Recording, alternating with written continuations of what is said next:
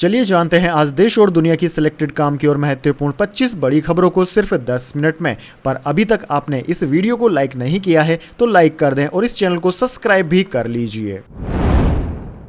राहुल गांधी बोले 56 इंच की छाती वाले प्रधानमंत्री पहले जैसे नहीं, मोदी के आत्मविश्वास में कमी आई, यह लोकसभा में साफ दिखता है।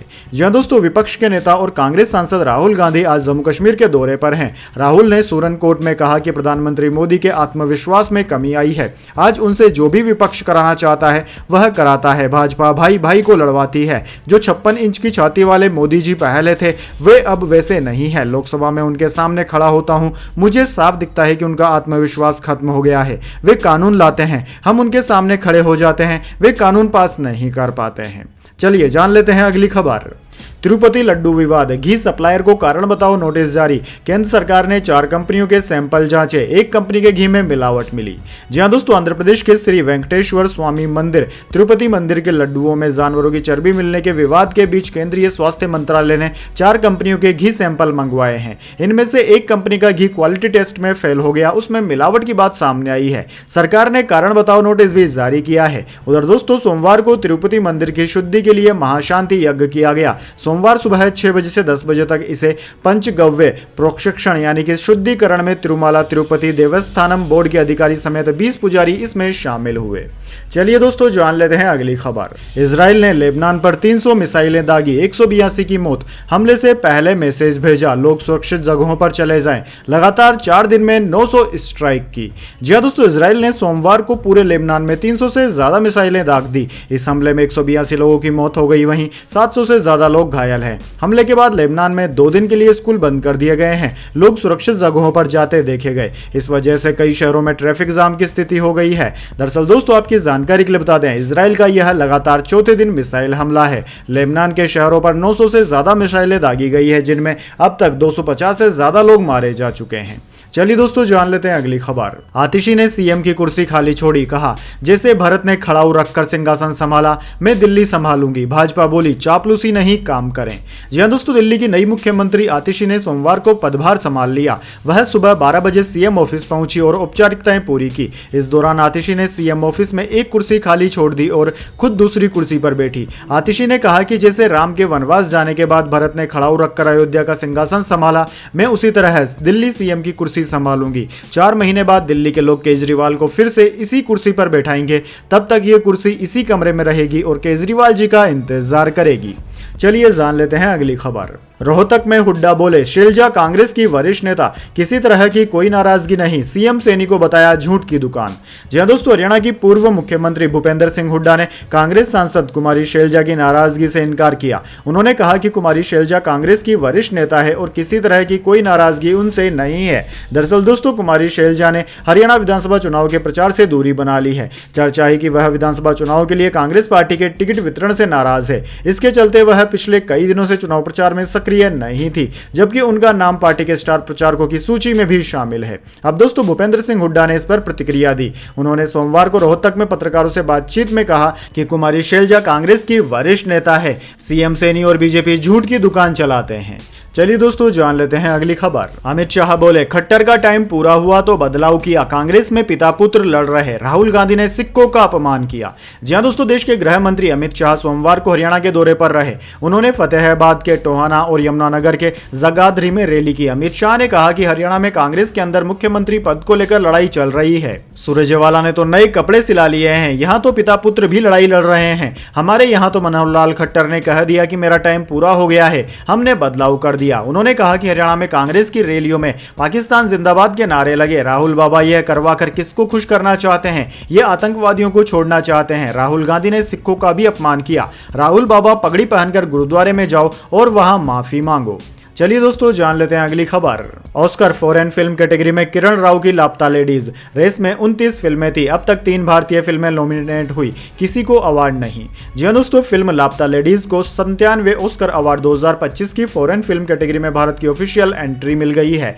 Film federation of India selection committee के चेयरमैन जहानू बरुआ ने 23 सितंबर सोमवार को यह घोषणा की। सिलेक्शन कमेटी की 13 मेंबर वाली ज्यूरी ने लापता लेडीज को चुना। बरुआ ने बताया कि फॉरेन फिल्म कैटेगरी में नॉमिनेशन के लिए 29 फिल्में रेस में थी। आमिर खान के प्रोडक्शन हाउस की इस फिल्म को किरण राव ने डायरेक्ट किया है। इस फिल्म में रवि किशन, स्पर्श श्रीवास्तव, प्रतिभा रांटा और नीतांशी गोयल ने मुख्य भूमिकाएं निभाई है। चलिए दोस्तों, जान लेते हैं अगली खबर। देश भर में बढ़ती बेरोजगारी के लिए नरेंद्र मोदी जिम्मेदार, श्रीनगर में राहुल गांधी का प्रधानमंत्री पर हमला। जी दोस्तों, लोकसभा में विपक्ष के नेता और कांग्रेस सांसद राहुल गांधी ने श्रीनगर में रैली की। इस दौरान उन्होंने प्रधानमंत्री मोदी और बीजेपी पर जमकर निशाना साधा। उन्होंने कहा कि जम्मू कश्मीर को केंद्र शासित प्रदेश में बदलकर बीजेपी ने यहां के लोगों के लोकतांत्रिक अधिकार छीने हैं। राहुल गांधी ने कहा कि आपने देखा होगा कि लोकसभा चुनाव से पहले नरेंद्र मोदी का 56 इंच का सीना कहा जाता था, लेकिन क्या आपने उन्हें इन दिनों देखा है? अब मूड बदल गया है। इंडिया ब्लॉक और कांग्रेस पार्टी ने नरेंद्र मोदी के मनोविज्ञान को बदल दिया है। उन्होंने यह भी कहा कि भारत में बढ़ती बेरोजगारी नरेंद्र मोदी की देन है। चलिए दोस्तों, जान लेते हैं अगली खबर। कुमारी शैलजा दिल से कांग्रेसी, उन्हें मोहरा नहीं बना पाएगी बीजेपी, पंचायत आज तक में बोली सुप्रिया सुरनेत।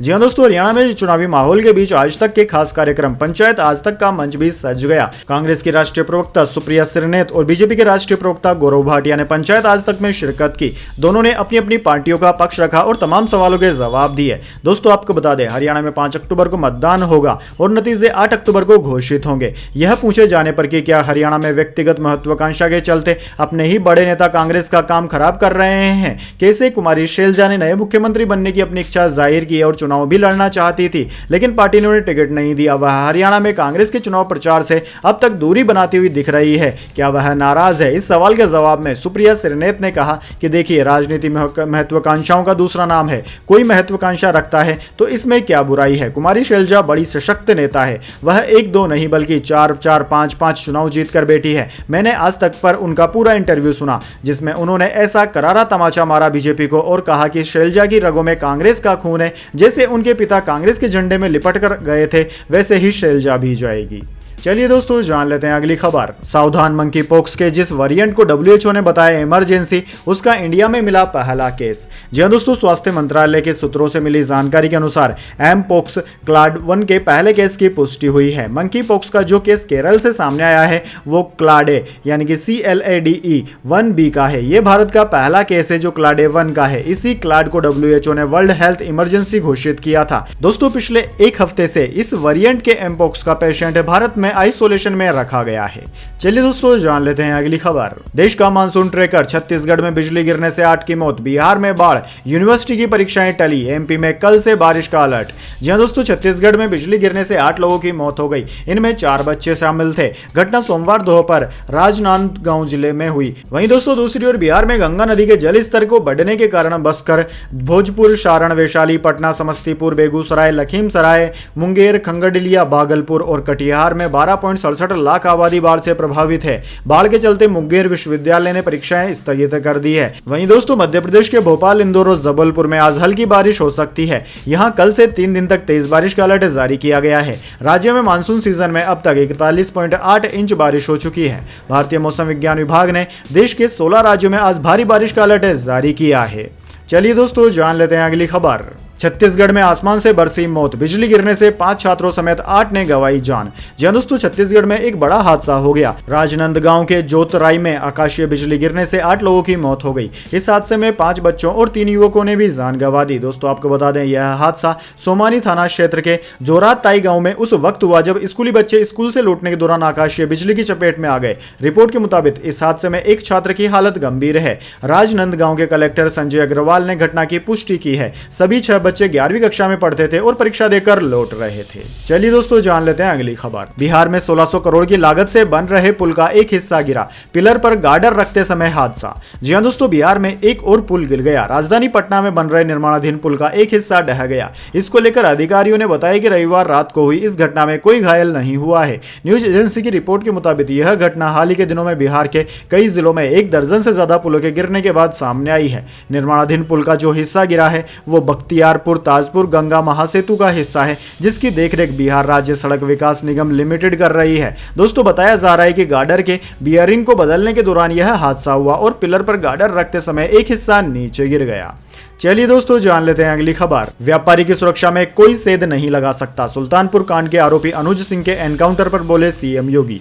जी हां दोस्तों, सुल्तानपुर डकैती कांड का दूसरा आरोपी अनुज प्रताप सिंह पुलिस एनकाउंटर में मारा गया। इससे पहले बीते 5 सितंबर को वे मंगेश यादव के एनकाउंटर पर सवाल उठाए जा रहे थे। वहीं इसको लेकर मुख्यमंत्री योगी आदित्यनाथ ने कहा कि नए भारत के नए उत्तर प्रदेश में व्यापारी की सुरक्षा में कोई सेध नहीं लगा सकता, अगर कोई ऐसा करेगा तो उसका खामियाजा उसे भुगतना पड़ेगा। उधर दोस्तों मुख्यमंत्री योगी आदित्यनाथ ने मिर्जापुर में कहा कि ये नए भारत का नया यूपी है, नए यूपी में सुरक्षा भी है तो सम्मान भी है। बेटी की सुरक्षा में कोई सेध नहीं लगा सकता, अगर कोई लगाएगा तो उसको खामियाजा भुगतना पड़ेगा। व्यापारी की सुरक्षा में भी कोई सेध नहीं लगा सकता, किसान की जमीन पर कोई कब्जा नहीं कर सकता, किसी गरीब की झोपड़ी को कोई उजाड़ने का दुस्साहस नहीं कर सकता, अगर करेगा तो उसका खामियाजा उसे भुगतना होगा।